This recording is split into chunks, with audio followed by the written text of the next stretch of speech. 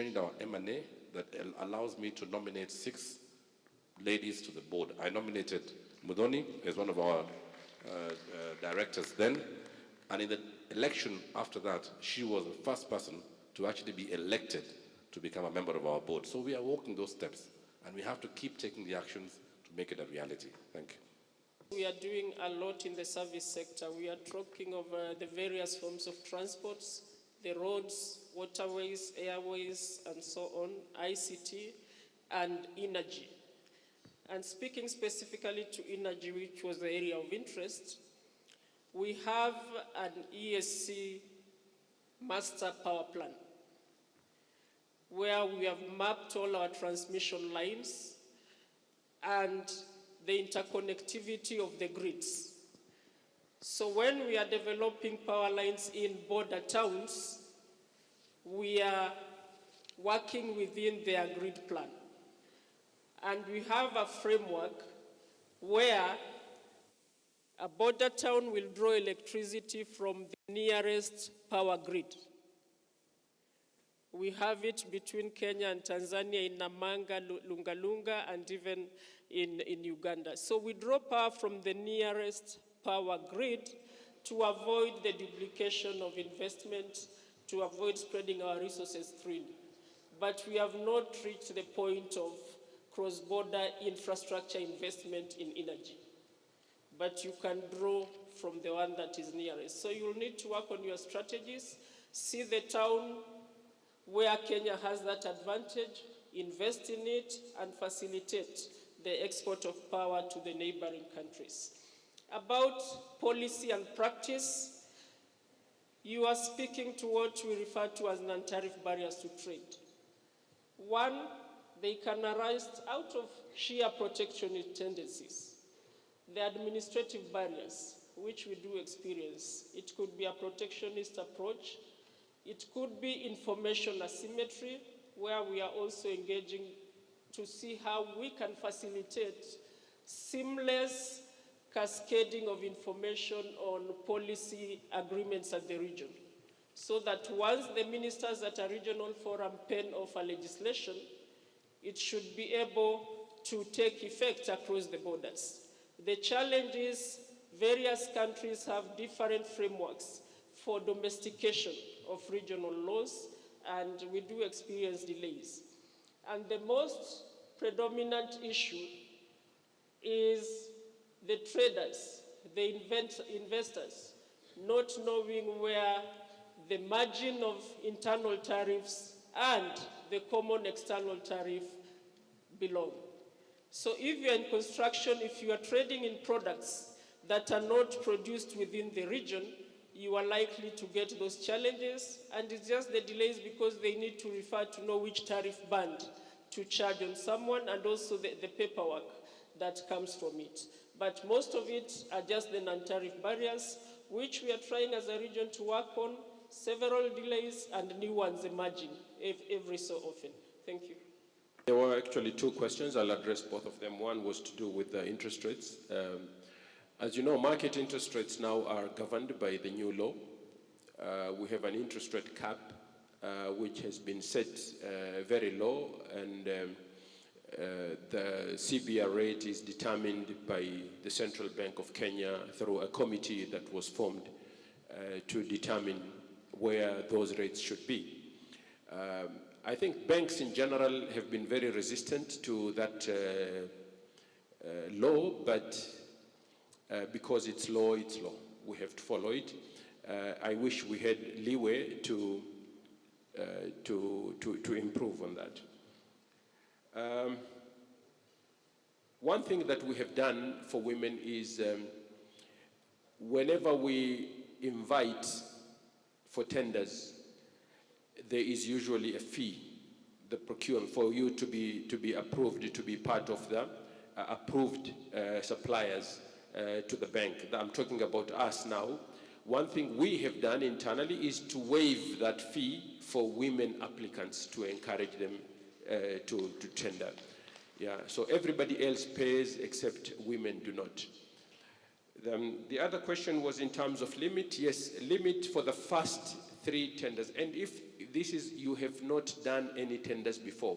If you have, even through other ways of financing, you still qualify for the 20 million, even the first one with us. But if you are new into that, so we're saying the first 3, because we want to monitor your performance and delivery. So the first 3 is 3 million, and after 3, then the next is 20 million unsecured. However, if you have your first and it is above 3 million, then the additional portion is what we will require some sort of security. So it's not just limited to 3 million. We're saying 3 million and 20 million is only the unsecured portion. Anything above that will require to be secured. Thank you. Thank you so much. My name is Lillian, as you have heard. I'm the Executive Director of the East African Business Council. I would like to first and foremost welcome you to this session. Thank you for being here. I would like to acknowledge the presence of the EABC Chairman. Thank you, Chair, for joining us. And the EABC Board of Directors, I think Mr. Rusagara and Jacqueline, they are here. Thank you very much for being here. The mission is to give an indication of what we produce in East Africa. And we have incorporated a whole range of products. We have professional women in business who are here and part of the exhibition. We have those who make very beautiful products, made in East Africa clothes. We have products that are manufactured. There are women in business also represented in the manufacturing sector.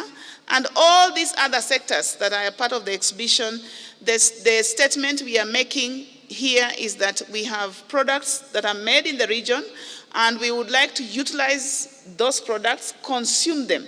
So we need to spare a percentage of the trade that we do with the rest of the world and say we will buy what we make in the region. That is very critical. We don't want to be always told that EAC is a net importer. We are importing most of the products we are using. We are importing a lot of manufactured products when the same products are produced here in the region. What is it that is stopping us from buying those products? So we need to resolve the issues. We need to deal with the impediments, deal with the bottlenecks, and what is more important, reduce the cost of doing business, because that translates into the cost of the products that we are producing. Why are we not consuming what we produce? It is absolutely important that we answer those questions as a region, because the chair of council was telling us yesterday at the Academia Public-Private Partnership Forum, which took place yesterday. It started yesterday, it's ongoing today at the Catholic University, that there is a meeting which was held in South Africa, and the statistics coming out of that meeting is that China exports to East Africa goods in excess of $200 billion in a year. That means we have the money. But that money, we are not buying what we produce. We are instead buying what is produced in other regions. We are simply exporting the labor. Why can't we buy what we produce? The companies that are set up here, the services that we have here, we have the legal services, but we are hiring lawyers from the rest of the region, the rest of the world, sorry, to do our contracts. Why is that? We need to answer those questions. So women involvement and participation in intra-EAC trade is absolutely important. So we also want to showcase that we have all levels of women in business. We have the professionals, we have the manufacturers, the service providers, and all groups are represented. That is why we have the conference, including women in business in various sessions. This one, today, and then tomorrow. Then we have the awards. We have the Women Best Woman-Owned Enterprise. The winner will be announced tomorrow. So make sure if you don't have a ticket to the gala dinner, you have gotten it from the reception desk. My role was to welcome you and to just brief you why we are here. This conference is part of the EABC 20th anniversary celebration, and it is very important. It is at the core of intra-EAC trade, and we need to make sure that the policymakers take away the message that is required. I would like to inform you that the CS, Honorable Edan Mohammed, is on the way, coming. He'll be joining us in a short while. His name is on the program. I've gotten information that he is coming from Kigali. He's already on the way from the airport. He's from JKIA to KICC, so he'll join us shortly. I will then invite Dorothy Tuma, the chairperson of the East African Women in Business Platform. Dorothy, please join me on the stage. Dorothy will give her remarks, and then we can proceed from there. I'd like to talk about a couple of things, being what the platform stands for, and then also some of the things that we would like the audience to take away. You've got women in business who are trying to make ends meet, many of them, or perhaps they do have a great business idea and are in there and launching it, but they're competing against their male counterparts who have had a different that them very well to compete in this space, okay? So you've got the girl child who's been told to keep quiet, the girl child who, as we heard in the morning, has been kept in the kitchen, but now she's in a forum where she's in a business environment where you're supposed to negotiate hard and be a hard pusher and all this, but you didn't have that nursery school experience, like we said, to prepare you for that. So really, all the women are asking for, we're not victims, we're not disadvantaged as such, but we're only asking for the opportunity to access. We just want to access the opportunities. Give us an equal opportunity to access what's out there.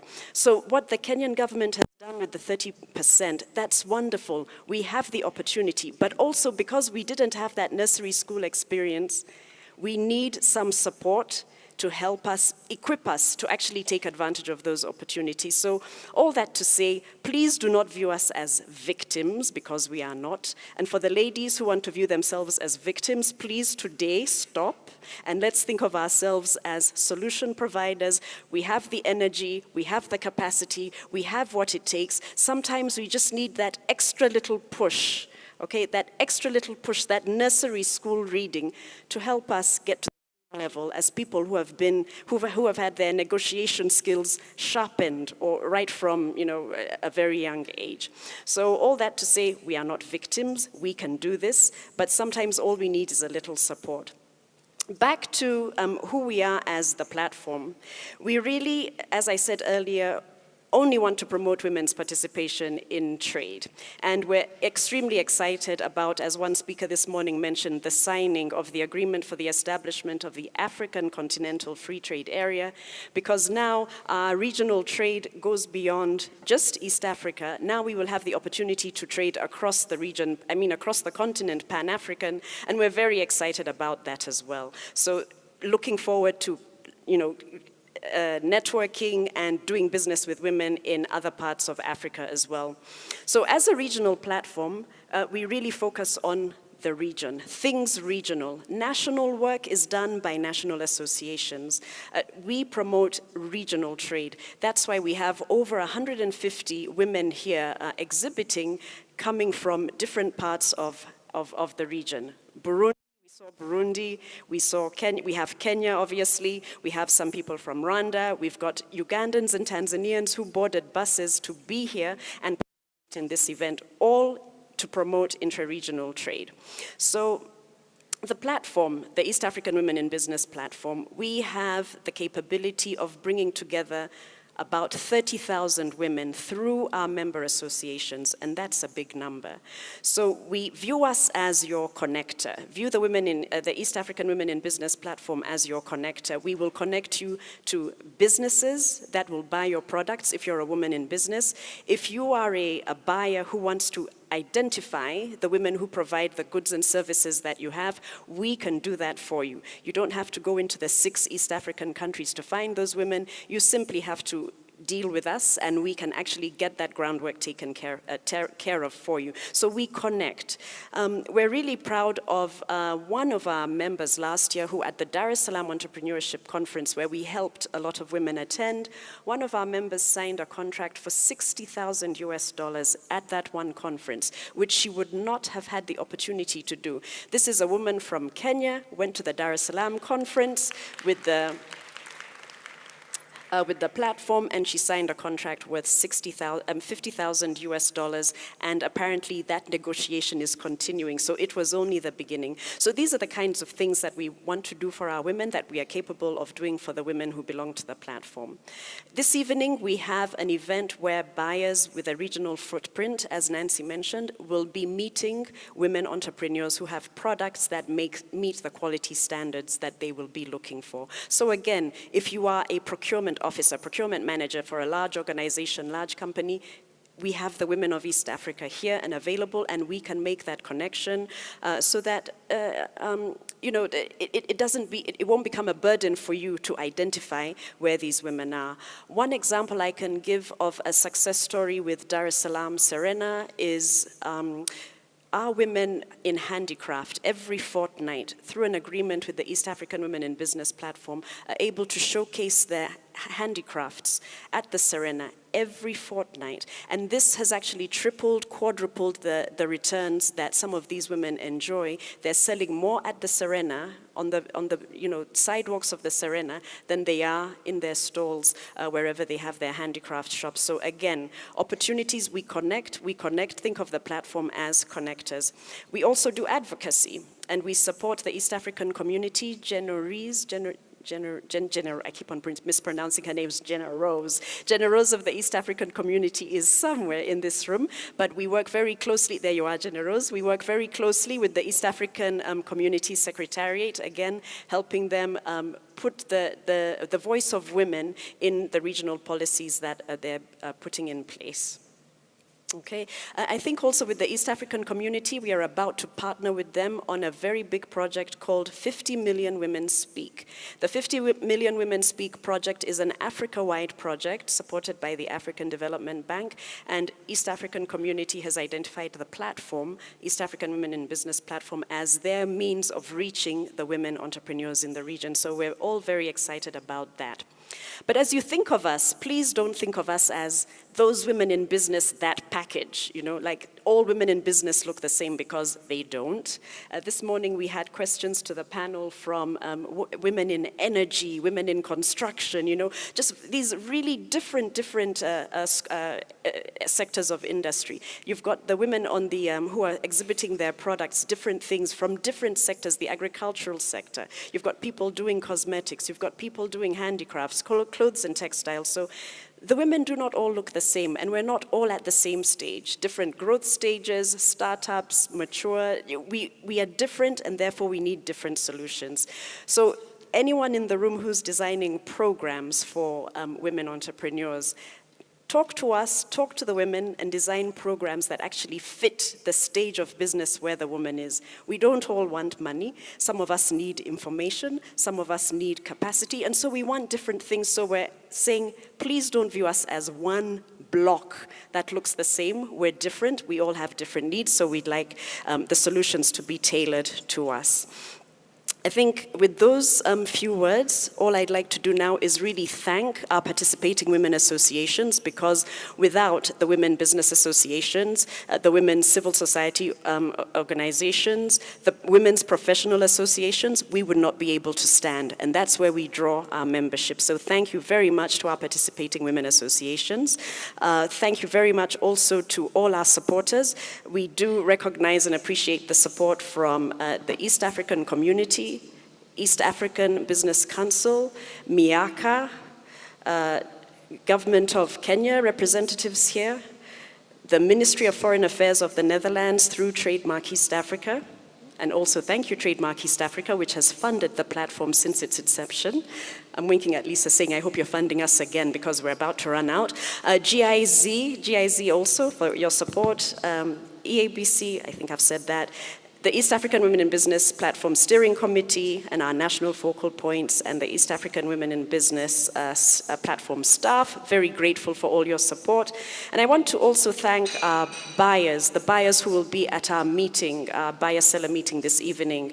Art Cafe, Benchmark Solutions Limited, Corner Shop Groceries, Gulf African Bank, Java Africa, Naivas Supermarkets, San Valencia, Serena Hotels, Tusky's Supermarkets, Hotel Intercontinental, all these are sending buyers, having a buyer-seller meeting with 40 of our women this evening, where the women will be able to pitch their products and hopefully get their foot in the door again with organizations that have a regional footprint. With those few words, I submit. She puts in much more than we have bargained for. So thank you very much, Dorothy, for your very good leadership. Let's give her a round of applause. As she said, this is a regional program.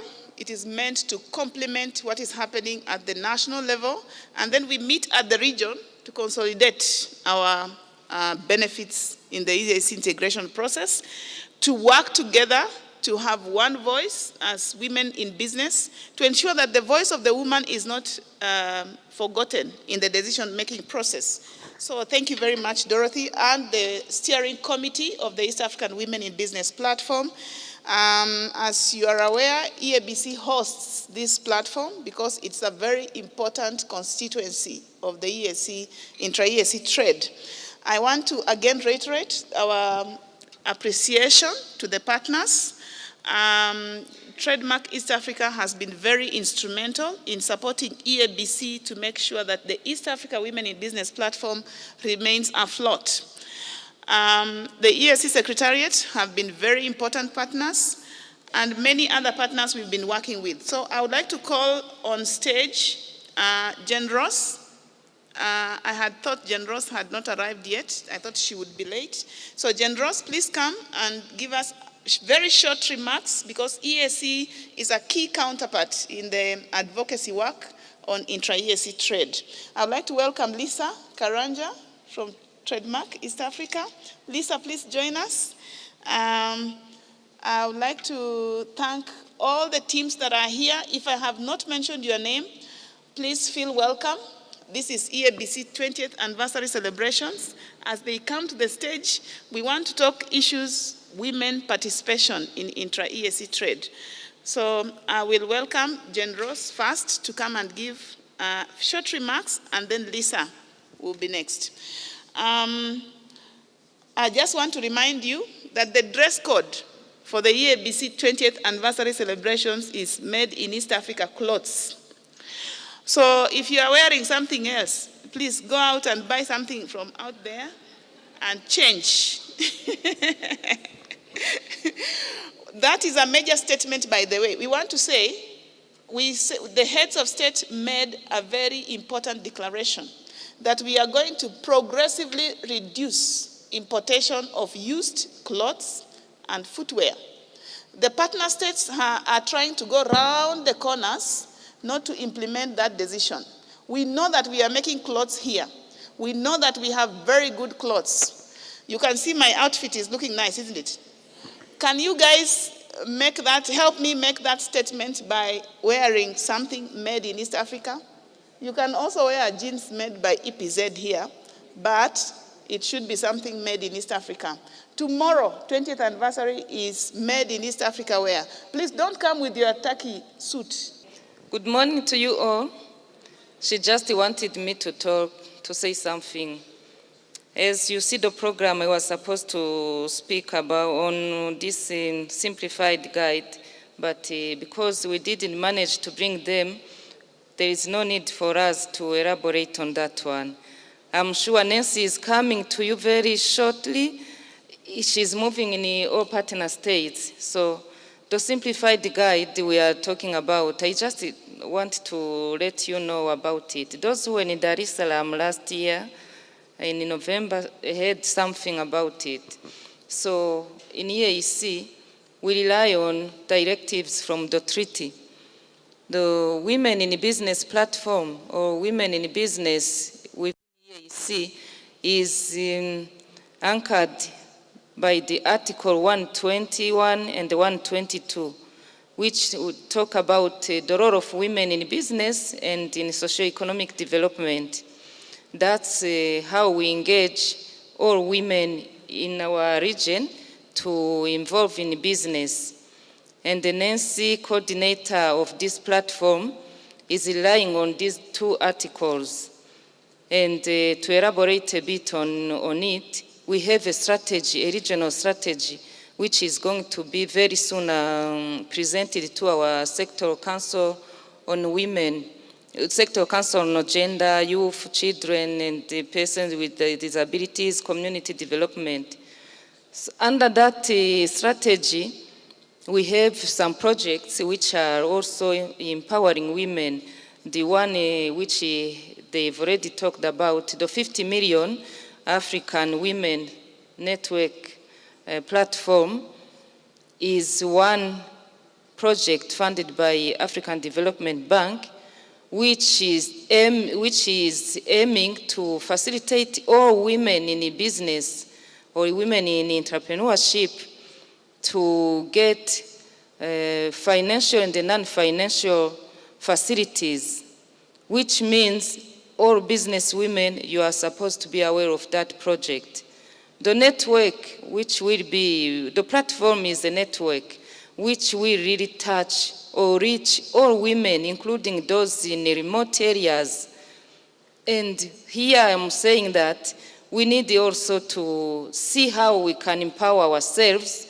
How can we involve in the energy sector, because those women will use ICT, and no way you can really connect to your counterpart to the other city, let's say Nairobi, Dar es Salaam, because they are going to use smartphones.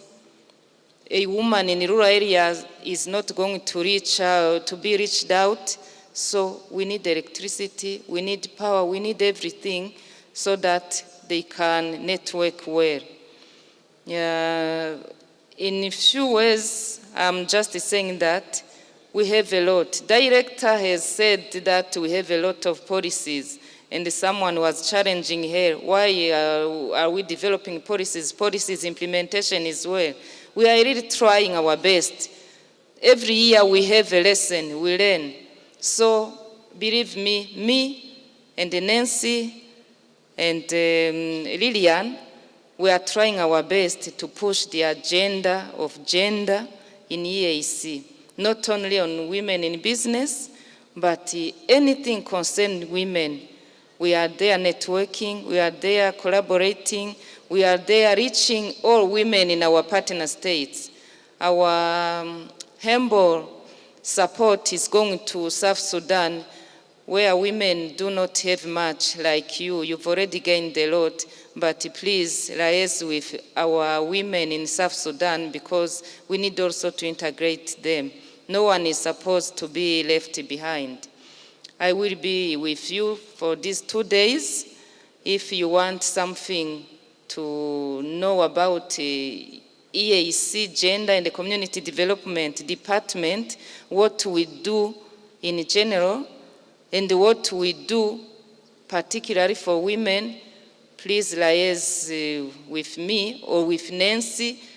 She has my contact. She has everything for the department. We can continue elaborating and see how we can make strategies to improve life of women. Our theme, international theme on Women's Day this year was Press for Progress. So we need to press so that by 2030, all women are really seeing with tangible incomes in their homes. I am insisting on this energy sector, because the women involved in business, you can't move when you know that at home, children cannot cook by themselves. We have clean cooking systems now. Let us really empower women in rural areas and the women around the urban and the rural, so that we can all move together. Really, we need to also challenge the sector, these sectors which are said very tough for women. In our in our International Women's Day in EAC, we got a woman involved highly in mining from Tanzania. She really demonstrated what she does, and it was very, very, very amazing. She told us that she can go up to 20 meters down, and she can carry a man at her shoulders to go down. So, which means we are able, we can do anything. Even in constructions, women are there. So I salute you, good women. Tanzania has a big association on mining, women in mining, which was not there before. So we are able, we can do whatever men do. It's only that cultures and the other barriers can dictate something which is not good. So let us break all barriers for women's empowerment. Together we can. I thank you, Chair. Thank you very much. Jendros is our counterpart at the EAC Secretariat, and we, together with the Director, Mary Makofu, and the team there, we are working together to see that we can really promote women participation in intra-EAC trade. And Nancy is always having sittings with Jendros. So I would like to welcome Lisa Karanja, who is the Senior Director, Business Competitiveness, Trademark East Africa. Good morning. Oh gosh, you sound like you're asleep. Good morning. Excellent. My name is Lisa Karanja. I am the Senior Director, Business Competitiveness at Trademark East Africa. I'd like to say and welcome everybody here. We are very excited to be here with the East African Women in Business platform. As Dorothy said, we've been with them since 2010, 2011? 2011. And they were launched under my first posting at Trademark East Africa, so we're very excited. So to the representatives from the East African Community Secretariat, from government ministries and agencies, private sector, civil society, development agencies, and the business community, and particularly the women in business here, ladies and gentlemen, it gives me very great pleasure to participate in the first ever regional conference on trade convened by women in business from the EAC. Yeah. There is a very strong economic and developmental rationale to support the enhanced role of women in trade. At Trademark, we have seen that as supporting greater gender equality and women's economic empowerment, we are directly impacting engines for sustainable and inclusive growth and poverty reduction. In particular, gender-sensitive trade policies are important in providing a level playing field for the effective participation of women in trade. Okay, you don't have to do it all the time, but yes, thank you. In East Africa, women play a critical role in trade. You all know this. Women-owned businesses are estimated between 35 to 55% of total businesses in the EAC, mainly in the informal sector. Over 74%, almost at 100, of informal cross-border traders are women. If we don't deal with women, we will not be dealing with trade, we will not be improving trade.